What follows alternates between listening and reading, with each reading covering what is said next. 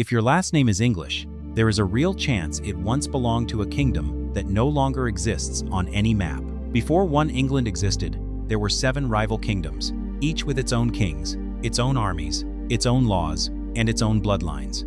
Some of those kingdoms burned, some were swallowed whole, some vanished in a single generation. But the surnames survived. The final name on this list is tied to a king whose bones were lost for 1,000 years, then searched for beneath a ruined abbey. Stay until the end. It was real. Number 10. South. It sounds soft, almost literary, and today it is best remembered from a poet. But the older form points straight at the South Saxons, the people who gave the kingdom of Sussex its name. This was a smaller, harder kingdom, pressed between the sea and the forest, and its people were marked simply as the ones from the south. Land charters and early parish records carry this name across Sussex for centuries, quietly, without fanfare. Here is the twist. Sussex never produced a dynasty that dominated England the way its neighbors eventually did. It was a kingdom that survived by staying quiet, not by winning wars or writing its name into other people's histories. Sussex eventually lost its independence to Wessex, absorbed rather than destroyed, and its old royal line simply fades out of the record instead of ending in one dramatic battle. That is a different kind of history, quieter, but no less real. If this is your surname, your bloodline may trace back to a kingdom that chose survival over glory. And there is nothing small about choosing to survive when everyone around you was fighting to conquer. The next kingdom did not fade quietly into the landscape. It was a coastline that had to be defended every single year. Number 9. Essex. Say it out loud, and you are already naming a kingdom. The East Saxons carved out territory east of London, guarding the Thames estuary at a time when every river mouth was a door an enemy fleet could walk straight through. Old charters and tax records use this name as both a place and a people, long before it settled into being just a county on a map. The twist is that Essex never became a great royal house the way its neighbors did. It became something rarer, a border kingdom that kept being absorbed by stronger rivals, yet whose name refused to disappear from the record. Essex kings appear in early genealogies as descendants of a figure named Sabert, and the kingdom held on to a fragile independence for generations before finally being pulled into the orbit of larger neighbors. Most people who carry this surname today have no idea it once described an entire people standing guard over a coastline that everyone else wanted. That is not a small inheritance to carry into a modern last name. The next name did not begin with a king at all. It began with an invader who arrived and simply never went home again. Number 8. Danby. It looks like any other quiet English place name, and in a way it is. But the older form is usually understood as the settlement of the Danes. This is a name born directly out of conflict, from the centuries when Viking armies carved out territory across Northumbria and the wider Danelaw, forcing older Anglo Saxon kingdoms to bend, pay tribute, or break entirely. Church registers and land records in the north preserve this name in exactly the regions where that pressure was heaviest and most constant. Here is the twist that tends to surprise people. This is not a purely Norse surname, and it is not a purely Saxon one either. It is the fingerprint of two peoples colliding on Anglo-Saxon ground, with neither side fully winning the argument over whose land it truly was. Place name evidence across Yorkshire and the Old Danelaw shows Scandinavian settlers taking root inside Anglo-Saxon territory instead of simply raiding and leaving, which is exactly how a name like this one gets planted permanently into the land. If your family carries this name, you are carrying the memory of a border that had to be fought over year after year, not one that was simply settled and forgotten. The next surname sounds like a plain description of a place. It is actually a description of an entire kingdom's uneasy identity. Number 7. Middleton. On the surface, this simply means the middle settlement, and there are dozens scattered across England. But Mercia, the great Midland kingdom, took its very name from an Old English word meaning border people or march people. A family recorded as coming from the Middle Land inside that same border kingdom was not a small detail to medieval scribes keeping careful records. Monastery chronicles and land grants place this name repeatedly in the old Mercian heartland, the same territory once ruled by kings powerful enough to build Offa's Dyke, a defensive earthwork that still cuts across the modern landscape. The twist is that this ordinary-sounding name sat inside the single most contested, most fought-over kingdom in all of Anglo-Saxon England. Mercia, at its height under kings like Offa, controlled more territory than any other Anglo Saxon kingdom, and families living at its heart were living at the center of the most powerful military machine in England at the time. Most people who carry it today never learn that their surname marks a border people, not merely a quiet location on a map. The next name belongs to the kingdom that started this entire story, with founders history is still arguing about. Number 6. Kent.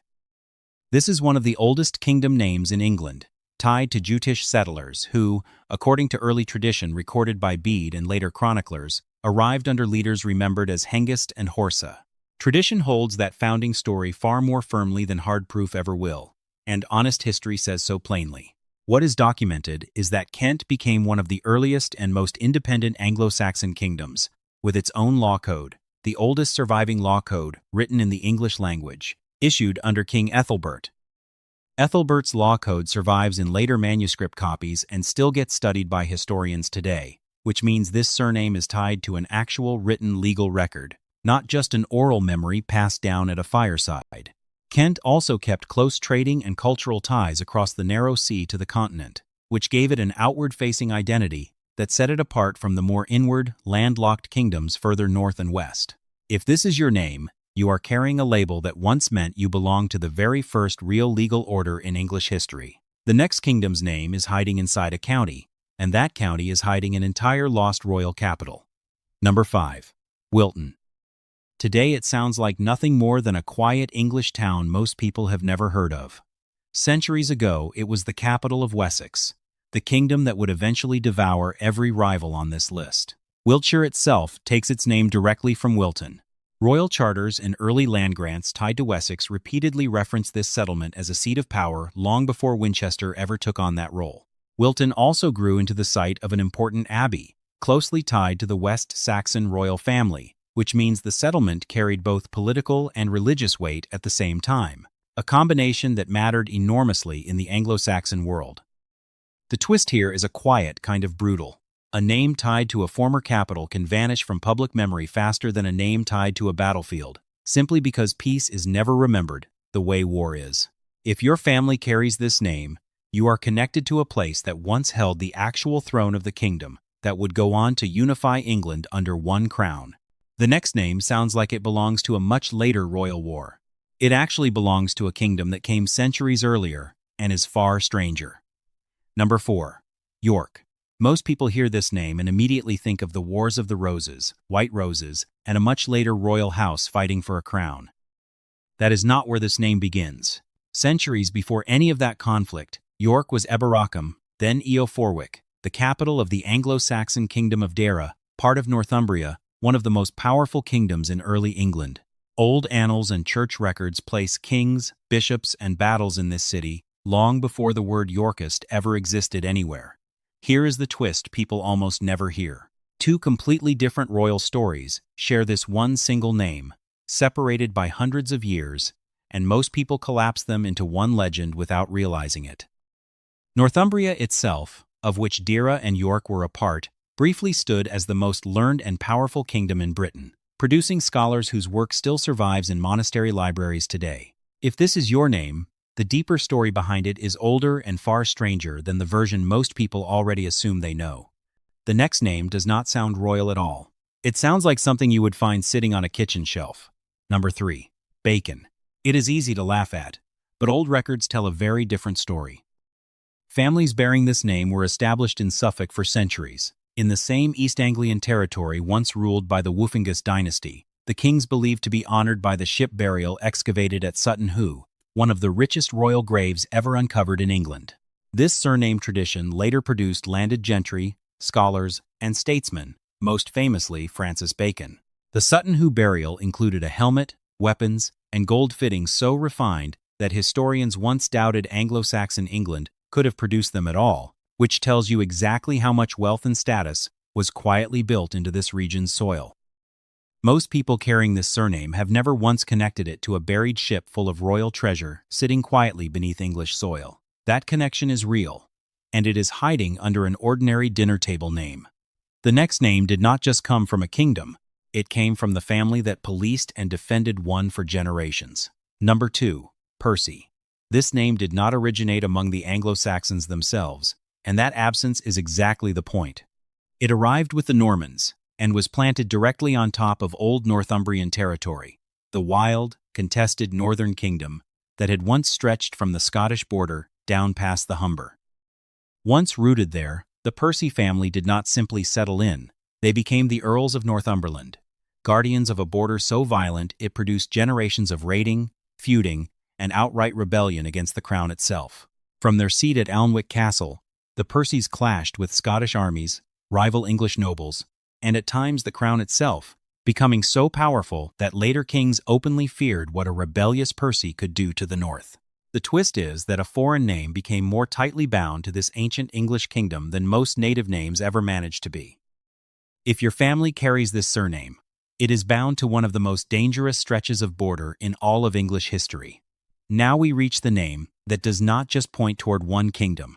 It points toward the throne that eventually swallowed every other kingdom on this entire list.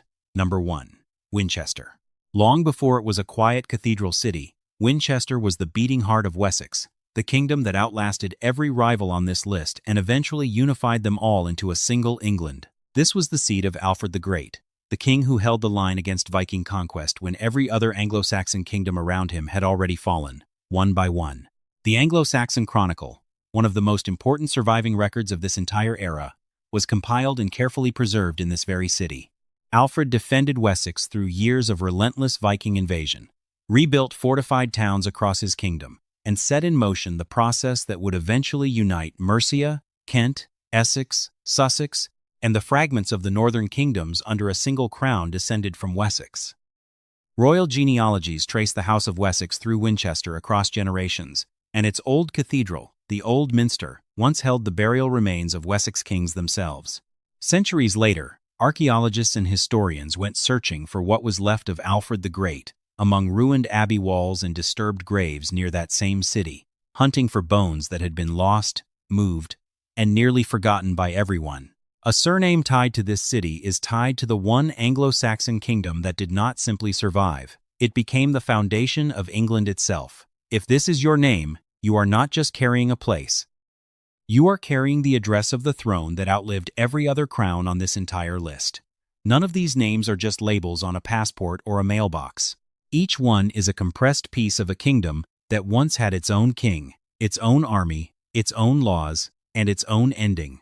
Whether that ending was conquest, quiet absorption, or outright triumph. Some of these kingdoms burned. Some were swallowed without a fight. One of them became the foundation the rest of England was built on top of.